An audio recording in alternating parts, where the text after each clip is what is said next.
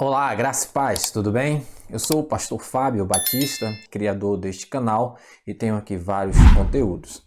Espero que você desfrute do melhor aí que tem para lhe oferecer no sentido espiritual, tá? Bom, hoje eu quero apresentar algo interessante. Você pastor, você pregador, você líder, você estudioso da palavra de Deus, você precisa ver este vídeo. Por mais que você tenha conhecimento, mas é que eu não estou tratando de conhecimento bíblico. Eu estou tratando de um método onde eu pesquisei bastante no YouTube, li bastante livros e juntei tudo aquilo que eu adquiri de conhecimento de método para estudo e estou aplicando neste vídeo, tá? Então, você que quer estudar a Bíblia, e neste método eu vou ensinar como estudar um versículo, tá bom? Como você vai estudar um versículo. Então, são vários passos a ser seguido. É importante que você acompanhe o vídeo todo, porque são muitos passos, mas no final você vai ter uma ideia de como você estudar a Bíblia. É um estudo aprofundado, é um estudo acadêmico, teológico, tá? Não é um estudo simples, é um estudo exaustivo, tá bom? Vai requerer de você muita paciência, você precisa começar o vídeo e terminar, tá certo? Se você não terminar o vídeo, você não vai compreender o meu raciocínio, tá bom? Então, vamos seguir aos passos deste vídeo para que possamos compreender um versículo na palavra de Deus, tá bom? E os passos a ser seguido que eu vou estar apresentando aqui é oração, leitura, interpretação textual, como você vai perguntar para o texto, contexto, assuntos teológicos, comentários, tudo isso vai estar aí. São muita coisa, tá bom? Então, primeiro, oração. Então, vamos orar. Senhor Deus, Pai, Criador dos céus e da terra, quero te agradecer e te louvar. E neste momento eu peço o entendimento da tua palavra, a tua revelação. Espírito Santo, fala conosco, precisamos ouvir a tua voz. Abre o nosso entendimento, Pai querido, nos dê a compreensão do versículo, Pai, em nome de Jesus. Bom, então vamos ao estudo, tá? Tenha paciência, não vá fazer esse estudo fazendo outra coisa, que requer paciência. Deus abençoe, vamos ao estudo. Não se esqueça, inscreva no canal, por gentileza, tá bom? É muito importante, deu muito trabalho esse vídeo, tá? Então espero que você ajude aí inscrevendo-se no canal, por favor. Bom, vamos lá. Primeiro passo é orar, já oramos. Então agora, segundo passo é fazer leitura da Bíblia. Bom, eu estou usando aqui de um recurso tecnológico, digital, mas você que tem livro físico, você pode fazer da mesma forma, porque os livros que eu tenho aqui, todos eles existem fisicamente também. Então, eu vou estar usando aqui, a princípio, Almeida Revista Atualizada, a ARA. Então, primeiro eu vou ler nesta versão. É uma versão quase que unânime, né, escolhida por todos aí. Quase que todos os crentes têm a revista Almeida Atualizada. Então, você que tem a Bíblia de estudo, que é nessa tradução, pode acompanhar também. Então, vamos escolher um versículo. Você pode escolher um versículo aleatório, né? Ou orar a Deus e Deus te dá um versículo. Bom, eu escolhi aqui um versículo simples, fácil e bom para estudar, bastante rico em conteúdo e bem usado nas igrejas, onde muitas pessoas pregam nesse versículo. Segundo as Crônicas 7:14, e já destacado. E vamos ler então. O primeiro passo é o que? Leitura, né? Ou melhor, segundo passo é leitura. O primeiro passo já fizemos, a oração. Se o meu povo, que se chama pelo meu nome, se humilhar e orar e buscar e se converter dos seus maus caminhos, então eu ouvirei dos céus, perdoarei os seus pecados e sararei a sua terra. Bom, é o versículo. Só que eu não posso pregar só lendo o versículo. Então eu tenho que ler texto e contexto. Então eu devo estudar o livro por completo, devo estudar o capítulo por completo, o capítulo que antecede, o capítulo que sucede.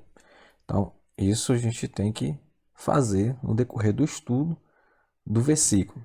Mas lendo o versículo aqui, eu já tenho uma ideia que o versículo fala de arrependimento.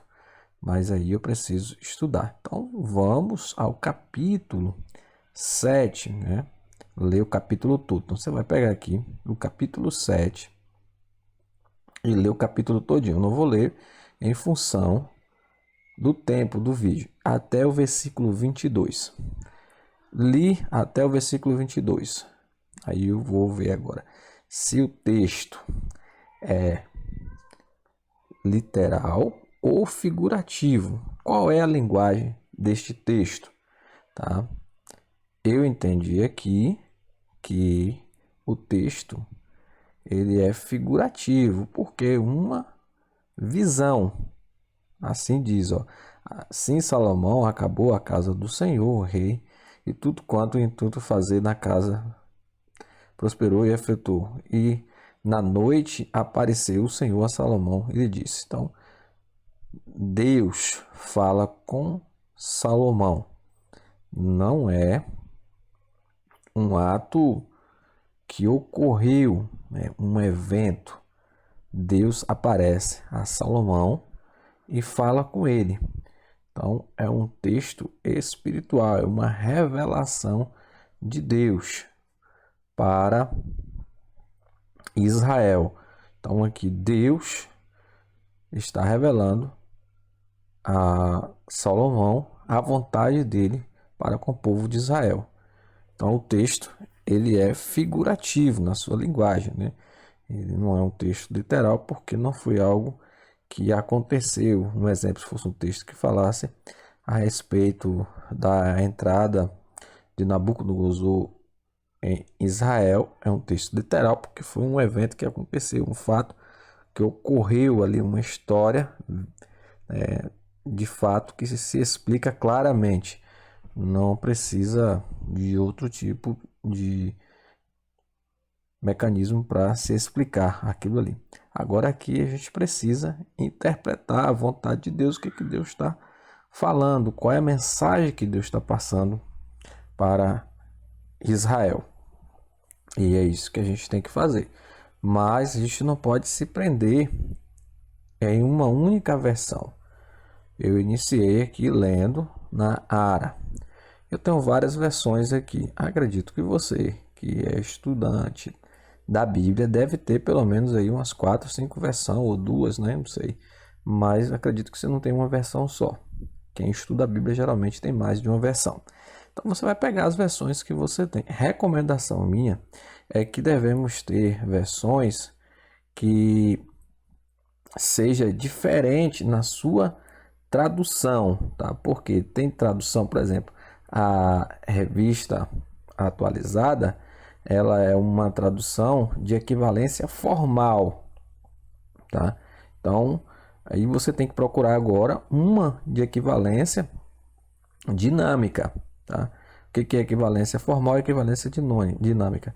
Formal porque ela traduz literalmente o texto ali da forma que está, né? Interpreta e traz ali. Já a dinâmica, ela pega o texto, estuda e traz, né, uma explicação ali de forma que não é traduzido a palavra por palavra, mas sim o entendimento, né? É uma tradução do entendimento do texto, tá? Então, essa é a diferença, é uma das primeiras diferenças. Mas nós vamos ver mais outra diferença, porque tem também a fonte de onde surgiu essa tradução. Se ela é de um texto recéptico ou se é de um texto crítico, né? Então, qual é a fonte? Isso também vai alterar na tradução, porque são vários manuscritos, né? Então, de onde foi traduzido é que vai ter a sua fonte, e aí vai dar sentido às palavras de forma diferente. Então, a Almeida Revista atualizada, em seguida Bom, eu vou ler aqui em uma tradução diferente, de uma fonte diferente. Eu vou ler em uma tradução que é traduzida da Vulgata Latina, de Jerônimo. Jerônimo traduziu do grego para o latim. E é assim, Antônio Pereira de Figueiredo traduziu do latim para o português. Então, é uma tradução de outra tradução.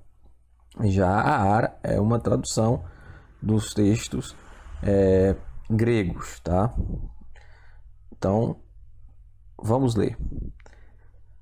E convertendo-se o meu povo sobre o que foi invocado o meu nome, me rogo e buscar a minha face e fazer penitência dos seus maus caminhos, eu também ouvirei do céu, perdoarei os seus pecados, purificarei a sua terra. Perceba que tem muitas já aqui de mudança e inclusive a finalização já não é sarar, mas sim purificar, né? Que pode dar uma conotação diferente, tá bom? Vamos para outra tradução, a NVI, que é uma tradução grega, mas de outros textos. Não é uma tradução do mesmo texto da Ara. Se o povo que se chama pelo meu nome se humilhar, orar, buscar a minha face, afastar dos seus maus caminhos, dos céus ouvirei, perdoarei os seus pecados, curarei a sua terra. Perceba que ela fala de curar, né? Já está bem parecida com a Almeida, não tem muita diferença. Vamos a NVT, que também é outra tradução de textos diferentes. Ela diz assim: então, se o meu povo que se chama pelo meu nome humilhar-se, orar, buscar a minha presença, afastar-se dos seus maus caminhos, eu os ouvirei dos céus, perdoarei os seus pecados e restaurarei a sua terra. Perceba que já uma diferença aqui. Ela que já fala de restaurar, a NVI de sarar, a Ara de sarar e a Vulgata de purificar. Então já está mudando, né? Vamos agora uma tradução dinâmica, tá? A tradução dinâmica. Então, se o meu povo que pertence somente a mim se arrepender, abandonar os seus pecados e orar a mim, eu os ouvirei do céu, perdoarei os seus pecados e farei o país progredir novamente. Perceba aqui que já fala progresso, né? Progredir. Então, a tradução dinâmica da NTLH, nova tradução de linguagem de hoje, já é bem diferente. E por fim aqui eu quero usar a NAA, que é a tradução mais nova da Almeida, né? Então vamos lá. Se o meu povo que se chama pelo meu nome se humilhar, orar, me buscar e se converter dos seus maus caminhos, eu ouvirei dos céus, perdoarei os seus pecados e sararei a sua terra. Perceba que a diferença é bem pouca, que é só na questão do português mesmo para Almeida. Então a diferença é bem pouca da Almeida atualizada para a nova Almeida atualizada, que é a mais recente. Então já lemos em 5 traduções, né? 4 delas diferentes e a quinta não é diferente, é só questão de atualização da linguagem da tradução, tá? Não é uma diferença de tradução, mas sim de linguagem, a atualização da linguagem genuína da tradução. Por exemplo, aqui uma atualização da língua portuguesa, digamos assim, né? Resumindo, para fácil entendimento. Então, a NA é uma atualização da língua portuguesa, para que possa entender melhor. Então, quando terminamos de estudar estas versões, de fazer esta leitura, já sabemos que o versículo, tá? Não estou falando do texto, estou falando do versículo que estava lendo, é um é um versículo de uma linguagem figurativa. Agora precisamos comparar as versões para fazer uma análise e também fazer um esboço. Então, já estudando aqui, eu já falei a respeito dessa diferença, da comparação, o que é diferente, o que chama a atenção. Aí aqui você vai observar as diferenças nas palavras, tá? Eu simplesmente vou usar aqui uma palavra, por exemplo, sará, tá? Então você perceba que na Almeida é sará, na tradução da Vulgata é purificar, na NVI já fala de curar, que é praticamente a mesma coisa, sinônimo, né, de sarar.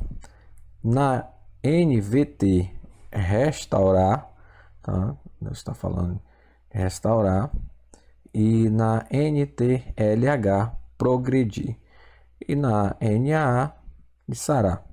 Então, as traduções, elas têm palavras diferentes. Seria bom você poder escrever o versículo, tá? E observar a palavra que possa mudar o sentido do entendimento do versículo. Se tiver uma palavra, aí você vai pesquisar essa palavra em outro original e ver por que está tendo essa diferença, tá certo? Que aí já é outro estudo, que é a questão do original, é mais para frente. Mas a princípio aqui a gente já tem a noção de estudo, comparação de versões e se o texto é literal ou figurativo. Agora vamos a um esboço do livro. A gente agora precisa entender como que chegou aqui essa história, o seu conteúdo. Aí para isso você usa ou comentários ou bíblias de estudo. Geralmente as bíblias de estudo, boa parte tem. Eu vou usar aqui a NTLH, que é a bíblia de estudo da Nova Tradução de Linguagem de hoje. Nova Tradução de Linguagem de hoje. A minha aqui é uma bíblia de estudo. Então eu vou ao início de segundo as crônicas, tá certo? Então vamos lá, de segundo as crônicas, tá aqui, ó, o segundo livro das crônicas. Então vamos lá, o segundo livro das crônicas. Aqui ele já me dá um esboço, um entendimento dos eventos a seguir em suas ordens. Então, reinado de Salomão, primeiro ano, a construção do templo, os últimos anos, a revolta das tribos do norte, o reino de Judá, a conquista de Jerusalém, o decreto de Ciro. Então, esses são os assuntos que são abordados dentro do livro. Então, aqui eu já tenho um esboço. Agora eu vou estudar um pouco sobre o livro para eu poder comentar. Eu preciso entender o livro. Eu vou ver por quem foi escrito, em que época, o seu conteúdo, sua mensagem, tá?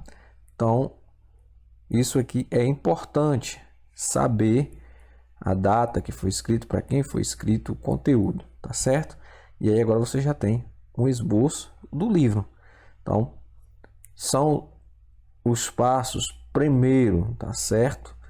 Você ora, lê em diferentes versões, faz comparação e vê se o texto é literal ou figurativo e vai agora a um esboço do livro para você entender o livro no todo. Pronto, essa é a primeira parte. Bom, agora nós vamos à segunda parte. A primeira nós fizemos, que foi conhecer o texto, nós já conhecemos o livro, o capítulo, o versículo. Agora nós vamos interpretar o texto. E para isso, precisamos fazer perguntas, tá?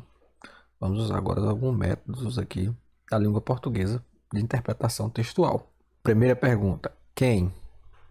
Quem está falando dentro do texto? Vamos identificar. Bom, Os recursos que eu uso aqui são muito bons, mas aí você tá com sua Bíblia, talvez não tenha esse recurso, né? Bíblia física. Mas aqui eu tenho um recurso que é onde aponta e fala. Por exemplo, eu vou colocar aqui e está falando aqui que quem está falando é Deus, tá? E aí você vai ler e descobrir, tá certo? E aqui disse o que aqui, ó? De noite apareceu o Senhor a Salomão. Então, quem falou foi quem? O Senhor Deus. Então, quem está falando é Deus, tá certo? E para quem? Para quem ele está falando? Aí aqui nós vamos encontrar ele falando para Salomão, tá? Deus está falando para Salomão, mas Salomão deve transmitir esta mensagem às pessoas, né? Porque aqui agora Deus está falando, não só está transmitindo a Salomão, para Salomão transmitir às pessoas, certo? Então a gente tem aqui uma mensagem de Deus para Salomão falar com o povo a respeito do que ele está dizendo, que se o povo que se chama pelo seu nome se humilhar e orar, ou seja, então ele está direcionando ao povo. Deus fala com Salomão. Olhe bem, vou estar usando aqui agora marcadores de texto. Aí aqui agora você começa a usar na sua Bíblia também, que isso aqui é importante. Então, quem está falando? Senhor Deus. Para quem? Para Salomão e o povo, tá certo? Quem é o povo? O povo de Israel. Então, primeira pergunta, quem? Para quem está falando? E onde? Tá? Agora você vai identificar onde está, onde está acontecendo, quando, né, está acontecendo, em que local, a linha do tempo. Bom, aqui diz que é de noite, então já está bem fácil aqui, ó. De noite apareceu o Senhor em uma oração, né, de Salomão, na sua conclusão do templo e da casa, que diz aqui: assim Salomão acabou a casa do Senhor e a casa do rei, quando Salomão intentou a fazer a casa do Senhor e a sua casa prosperamente efetuou. De noite apareceu o Senhor. Então Deus aparece para ele de noite, após esta conclusão aqui, certo? Então vamos à próxima pergunta. Como ocorreu isso aqui? Em qual situação? Então, como que ocorreu isso aqui? Isso aqui ocorreu em função, aí já tem que estar usando o capítulo todo, tá? Em função da inauguração, conclusão do templo, né? Da apresentação a Deus, da consagração a Deus. E aqui vai falar que, tendo Salomão acabando de orar, desceu fogo do céu, consumiu seus holocaustos, sacrifícios da glória do Senhor, encheu a casa, e o sacerdote não podia entrar na casa do Senhor, porque a glória do Senhor tinha enchido a casa.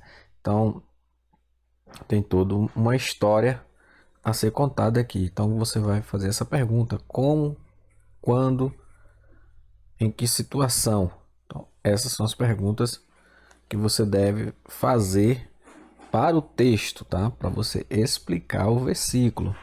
Então, aqui você vai estar perguntando já dentro do capítulo 7, tá certo? Aí, seguir, você vai perguntar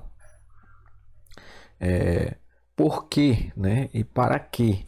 Então, por quê e para quê? Para que o povo se arrependesse, né? Porque o povo deveria se humilhar. Então, tá aqui, ó, as respostas.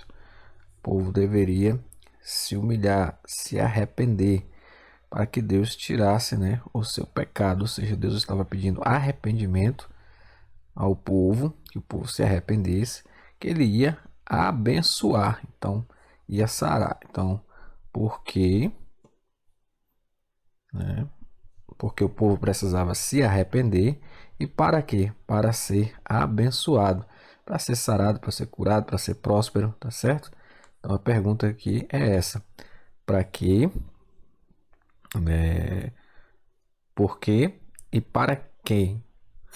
Então, essa é a pergunta que você deve fazer. Agora nós vamos fazer uma consulta de palavras-chave, tá certo? E o que são palavras-chave?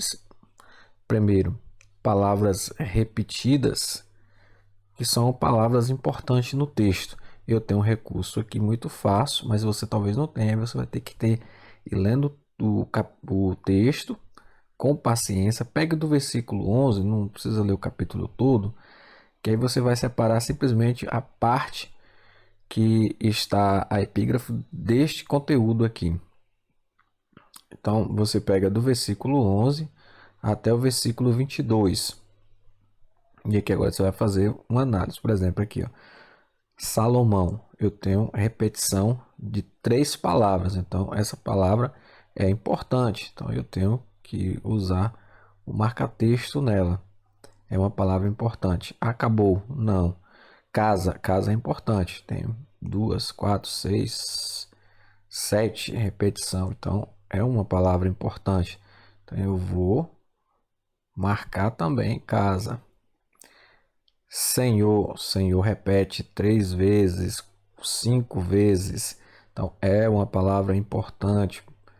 Então, eu vou marcar também. Casa já foi, errei. Não tem repetição. Tudo tem, mas eu vou marcar também. Que pode ser que seja algo que me chame a atenção. Quando tem repetição, Salomão já foi e tentou fazer a casa, o Senhor já foi, casa, essa que não tem, efetuou também não, de noite também não, apareceu também não, o Senhor disse, ouviu também não, oração já tem aqui a repetição, então eu vou marcar, escolhi tem repetição, eu vou marcar, lugar não, casa já fui, gafanhoto, consuma, terra tem 4, 5. Então, terra é importante para o texto. Enviar peste entre o meu povo. Meu é importante. Eu vou marcar aqui também. Povo repete também. Vou marcar. Se chama pelo meu nome.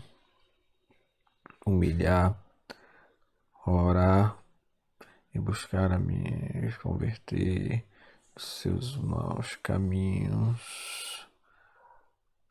Verei dos céus. Perdoarei os seus pecados e sararei a sua terra. Bom, então aqui eu já achei uma boa parte de palavras que são palavras importantes, palavras que se repetem dentro do texto aqui que eu estou estudando. Essas são as palavras-chave. Bom, como a gente já perguntou e já viu as palavras-chave, agora vamos ver verbo, substantivo, adjetivo, pronome no texto, tá certo? Então aqui nós temos meu, pronome, nós vamos encontrar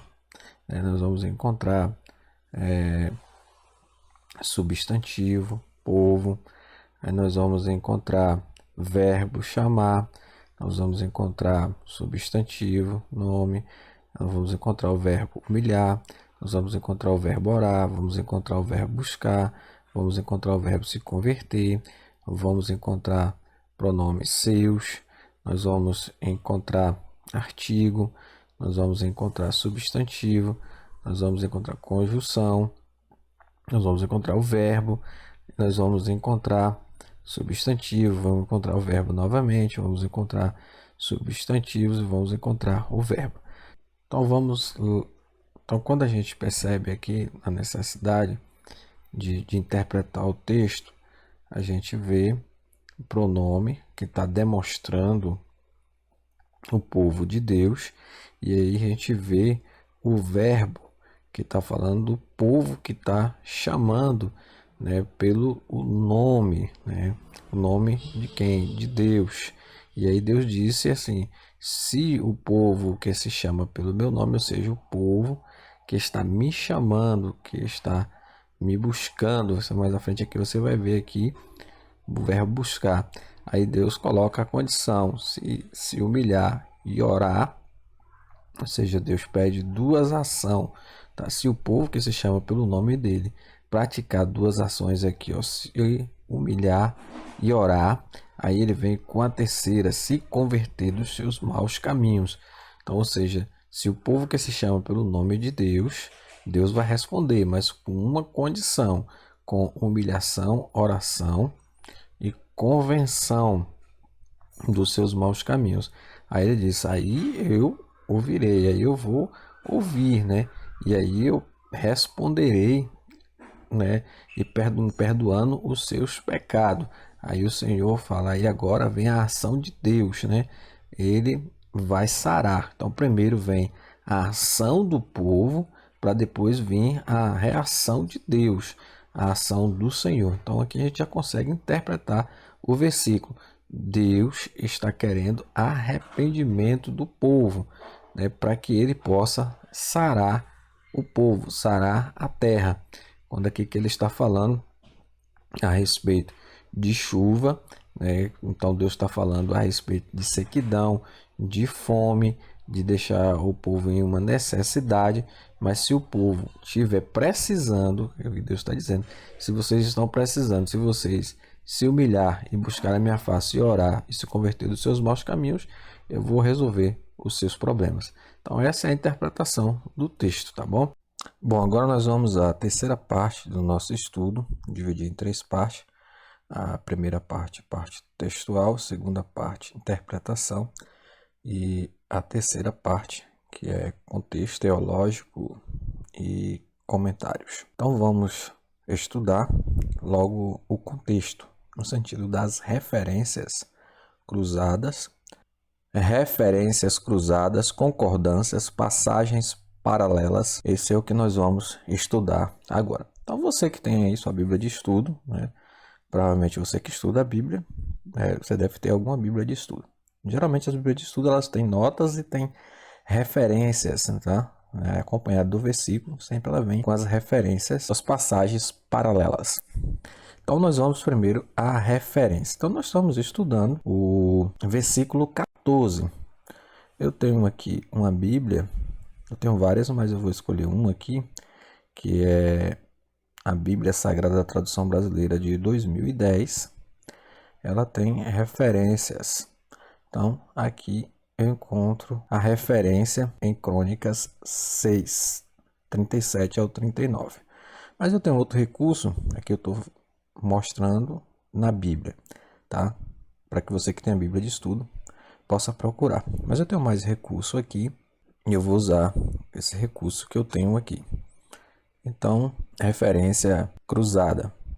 Aí eu tenho aqui Levítico, eu tenho Deuteronômio, eu tenho Primeiro Reis, eu tenho Primeiro Reis citações, aí eu vou ter em Números, eu vou ter citações em Crônicas.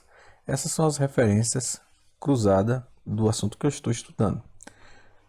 Mas também tem passagens paralelas. O que são passagens paralelas? São passagens de outro livro, está falando do mesmo assunto. Então, no livro de Primeiro Reis, está falando do mesmo assunto.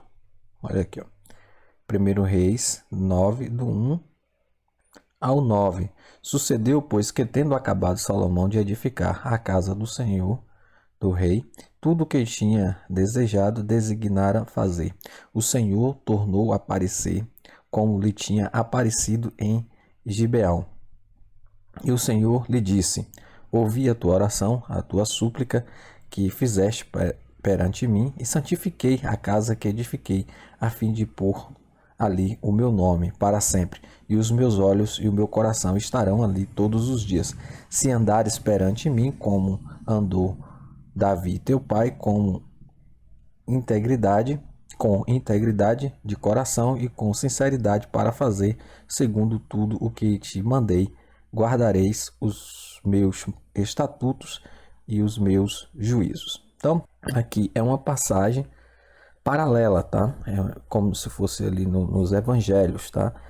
Mateus, Marcos, Lucas, que fala do mesmo assunto. Então, isso é passagem paralela, referência cruzada, as referências que se cruzam, né? Que tem o mesmo sentido do conteúdo. Não é o mesmo conteúdo, mas tem um sentido parecido. Então, aqui a gente já tem até acréscimo referente a crônicas. Então, aqui você já usa como um complemento para estudar, tá certo? Então, você vai usar esses dois recursos aí na sua Bíblia de estudo, a passagens paralelas e as referências cruzadas. Se você não tiver uma Bíblia de estudo, ou se além de você tiver uma Bíblia de estudo, você tem um livro de concordância, como é o que eu tenho aqui, tá? Eu tenho uma concordância exaustiva, então você pode comprar aí um livro de concordância, onde você vai conseguir ver as concordâncias e as passagens paralelas. Agora nós vamos a outra parte, já que estudamos essa, já conseguimos identificar as passagens e estudar. Agora nós vamos estudar a parte teológica, tá? Então nós vamos estudar teologia sistemática, teologia bíblica, para ver o que se fala do assunto. Bom, se é que eu estou estudando segundo as Crônicas 7, então eu preciso ver aonde se encaixa este texto e o versículo em um conteúdo teológico. E como que eu vou identificar isso? O que Deus está pedindo aqui? Qual é o resultado, né? Qual é o compromisso com Deus? Então, aqui eu tenho o que Deus está pedindo é santificação, né? Converter os seus maus caminhos. E qual é o resultado? Bênção de Deus. Então, eu tenho dois assuntos aqui teológicos, que é santificação e graça, né? Bondade, né? Misericórdia. Então, ou seja, de acordo com a nossa santificação, Deus vai nos abençoar, Ele vai conceder a sua misericórdia. Então nós vamos estudar o primeiro, tá? Por causa do vídeo, para não ficar muito longo, nós vamos estudar a santificação. E por que eu sei que é santificação? Porque aqui no verso 16 está dizendo: porque escolhi e santifiquei esta casa, para que nela esteja o meu nome perpetuamente, e estarão fixos os meus olhos e o meu coração todos os dias. Então, a palavra é santificação. Aí eu preciso recorrer a recursos teológicos. Então, vamos aos recursos teológicos. Eu tenho alguns aqui, tá? Aí você vê o que você tem aí de conteúdo teológico e procura sobre santificação e graça. Então, no primeiro aqui, eu tenho sobre santificação, que é a teologia sistemática de Charles. E aí ele vai dizer que santificação, no catecismo de Westminster, é definido como sendo a obra da livre graça de Deus, pelo qual somos renovados em todo o nosso ser, segundo a imagem de Deus, e habilitados a morrer e mais para o pecado e viver para a justiça. E aí segue aqui, dando continuidade, você vai continuar lendo se você tem o recurso aí, tá? Aqui está toda a explicação dentro deste livro. Aí eu vou procurar outro recurso. Eu tenho outro aqui, este outro livro teológico, é Teologia Sistemática de Louis Berkhoff. E ele diz o termo do Antigo Testamento, a palavra do Antigo Testamento para santificar, kadosh, em um verbo empregado-se mais formas, e aí, né, Paulo e tal, ele vai explicando aqui, não vou ler por causa do tempo, tá? Então tem toda a explicação aqui teológica. Eu vou recorrer a outro recurso. Aqui eu tenho a Dogmática Reformada, que são em volumes, tá? De Herman Bavinck. E aqui eu tenho outra explicação, já que a redenção de Deus concede-se realizada em Cristo, o objeto da realização completa da libertação do pecado para todas as consequências. Ele inclui santificação e glorificação desde o início, juntamente com a santificação. Então, aqui tem outra explicação, mais conteúdo. Perceba que os conteúdos não estão se repetindo exatamente, né? Cada um tem um ponto de vista. Aí é onde você vai ter cuidado para pesquisar e encaixar na nossa teologia, que ainda tem esse detalhe, tá? Teologia pentecostal e armeniana. Então, eu tenho outro conteúdo aqui, que é o Compêndio Teológico Apologético, são outros vários volumes, que é de Francis, tá? E aqui ele já me traz o que é santificação, como ela se distingue da justificação, embora seja inseparável dela. Então aqui já vai me falar a respeito da santificação e justificação, já vai me dar um esclarecimento. Eu já tenho outro conteúdo, eu tenho aqui o Manual de Doutrina Cristã, tá? De Los Berkhof. Então vai me falar também a respeito do que é santificação, aos termos escriturísticos para santificação, a palavra hebraica santificar, kadosh. E aí ele vai falar aqui também a respeito do que é. Aí eu tenho outro conteúdo teológico. Esse é Somos Todos, uma introdução à teologia sistemática de R.C. Sproul. Então, quando eu era jovem, crente, vivia frequentemente na pregação, em rádio, Roberto, que ele vai trazer uma explicação dentro do seu conhecimento, tá? Dentro da vida dele. Então, santificação garantida. E aqui você vai estudar esse comentário teológico. Eu tenho outro aqui. Esse aqui é Teologia Concisa, um guia de estudo, doutrinas cristãs históricas, tá? Teologia sistemática aqui que está abordando J.I. Parker, tá bom? Aí ele aqui vai falar também, ó, santificação, diz em breve, Catecismo versus Mística, na página 35, a obra da livre graça, e aqui ele vai relatar, vai dar as referências. Então, muito rico, muito bom mesmo. Então, aqui eu já estudei a parte teológica, digamos, né? Que aqui nós não lemos, mas já fizemos o estudo da teologia sistemática. Então, agora eu já vou partir para outro passo. Lembra que nós destacamos as palavras que se repetem, verbo, substantivo, pronome. Então, fizemos esse destaque. Agora nós vamos usar isto, tá? As palavras que estão destacadas aqui. Então, nós vamos observar aqui, ó. Salomão está destacado, casa está destacado, Senhor está destacado, tudo, quanto, noite, Senhor, oração, escolhi, terra, povo, humilhar. Então, são palavras que se repetem, ou que são verbos, ou que são substantivos, ou que são pronomes.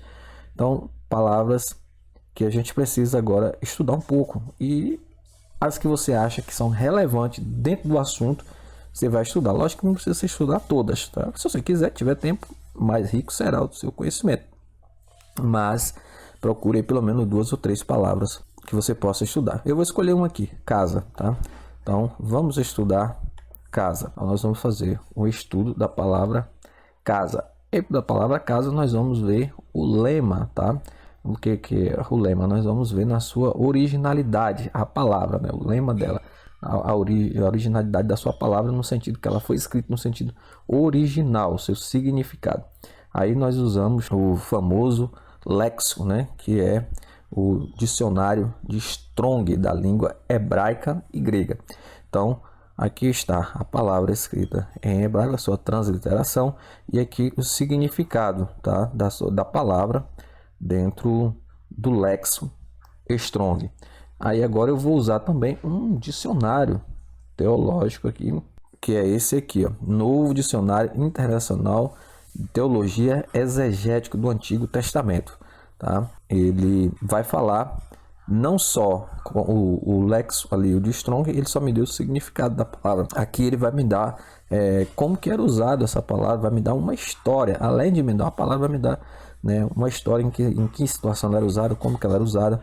Aí aqui percebe que ele está aqui já me dando, né, casa, habitação, construção, família, dinastia. Aí ele vai trazer aqui no Oriente Médio, no Oriente Médio, no Antigo, né, no Antigo, na época, como que se usava essa palavra. Aí ele vai me dar aqui como que se usava, nome nativo, né, ele vai falar a questão de gramática.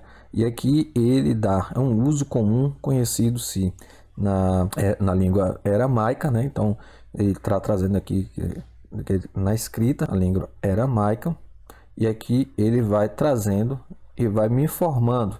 Então, aqui agora eu tenho, né, um estudo exaustivo da palavra. Então, é um livro muito bom, muito conteúdo. Então, eu já estudei o lema. Agora eu vou estudar a raiz, que é importante saber de onde surgiu essa palavra. Bom, ela é a palavra, né, primeira aqui no léxico de originalidade, então ela está aqui, ó. Dela, se eu estivesse estudando Betel, Betel é derivado dela, tá? Belém, que são as palavras que são derivadas. Então ela é uma palavra original. Então eu já estudei. Então agora eu vou ao seu significado, tá? O seu significado, ela significa, então, a palavra depende do contexto da frase que está sendo usada. Por exemplo, na nossa língua portuguesa, se eu falar manga, aí você precisa saber se é manga de pasto, se é manga de camisa ou se é manga fruta. Então, a palavra ela tem vários significados dependendo do contexto. Então, a palavra casa, que ela está sendo usada em que contexto? É isso que eu preciso entender, o seu significado. Deus está falando da casa, né, no sentido da habitação. Deus está falando no sentido da casa de povo. Deus está falando do palácio. O texto está falando de ancestral, de raiz familiar. Ele está falando de lugar, está falando de estado, ou está falando de templo. Então, ela tem vários significados. Eu preciso identificar isso. Aí depois eu preciso ver como que ela foi traduzida na revista Almeida, tá? Em outras versões pode ser traduzida com outras palavras, mas no original é que ela foi traduzida por casa, por templo, família, dentro, família, cárcere, mordomo no sentido de caseiro, tá? E sala, interior. Então, essas são as traduções que nós vamos encontrar. Aí nós vamos ter vários, por exemplo, se eu clicar aqui, ó, ele vai me dar as passagens aonde for traduzido. Esse recurso eu tenho, mas aí você talvez não tenha esse recurso. Se você não tiver, você pode usar lá no dicionário mesmo, tá? Aí aqui ele vai me aparecer onde tiver a palavra casa, ele vai me dar esta palavra. Agora nós vamos estudar a palavra casa no seu sentido bíblico. Já estudamos no seu sentido teológico, agora precisamos estudar no sentido bíblico. Sentido bíblico que a gente vai usar os dicionários bíblicos, tá? Então, tem dicionário Lexon, dicionário teológico e dicionário bíblico. Dicionário bíblico, nós temos aqui o dicionário bíblico Almeida, segunda edição. O que o dicionário bíblico vai dizer aqui? Construção que pessoas moram na Palestina, as casas eram feitas de pedras. E aí segue, tá bom? Nós vamos agora a outro dicionário. Esse é o dicionário, novo dicionário da Bíblia. O que ele diz aqui? Casa, no hebraico, Bet, na Palestina é uma outra parte do Oriente, as casas do povo comum, formado em 3/4 parte de tudo. Então aqui ele vai falar, esse dicionário é muito bom, ó, tem toda a explicação aqui da palavra, muito mais rico do que o outro. Se você tiver outros dicionários aí, como o dicionário Wycliffe e outros, você pode estar usando, tá bom? Então estudamos já esta parte, vamos para a próxima parte, né? Vamos agora estudar o conceito histórico e cultural, tradições, isso dentro dos comentários, tá certo? Então agora nós vamos usar o comentário. Por que o comentário ficou por último? Porque o comentário não pode interferir no meu entendimento, tá? No que Deus está me revelando. Simplesmente o comentário é para me esclarecer alguma dúvida ou ver se de fato a revelação que eu estou recebendo é de Deus mesmo, se ela concorda com os demais comentários, tá? Porque se caso o inimigo estiver falando comigo, me dando uma interpretação, eu não estou ouvindo a voz de Deus, estou ouvindo o inimigo. O inimigo é que está falando ao meu ouvido, não é o Espírito Santo. E aí eu vou para os comentários, todos os comentários estão contra aquilo que eu estou dizendo, eu tenho que orar a Deus para ver se realmente é Deus que está falando comigo, porque ninguém está comentando daquele assunto da forma que eu estou entendendo. Então eu estou fora, né, do trilho, eu estou em uma contramão. Então o comentário é para isso, para me ver se eu estou seguindo a linha certa. Então quando Deus me revela algo, que eu vou para os comentários, os comentaristas estão tratando bem parecido do mesmo assunto, significa que eu estou indo bem, tá? Realmente é Deus que está falando comigo. Então, nós vamos agora aos comentários. Eu tenho aqui bastante comentários, talvez você não tenha, mas use o que você tem aí ou pesquise na internet. Então, eu tenho aqui comentários que são devocional. Esse comentário é muito bom. É um comentário de um custo barato, tá? Comentário bíblico popular do Antigo Testamento. Ele tem 2 do Antigo e do Novo, eu tenho todos os 2. E aí ele vai falar aqui, ó, depois que Salomão acabou o templo do seu palácio, o Senhor apareceu de noite e lhe fez promessas, advertências dos seus Deus retivesse chuva e enviasse gafanhoto, peste, o povo devia se humilhar e orar, buscar o Senhor, se converter dos seus maus caminhos, então ele perdoaria os seus pecados. Então, aqui ele vai trazer, a explicação, uma aplicação, então, para a vida, ele vai estar falando aqui desta aplicação do versículo.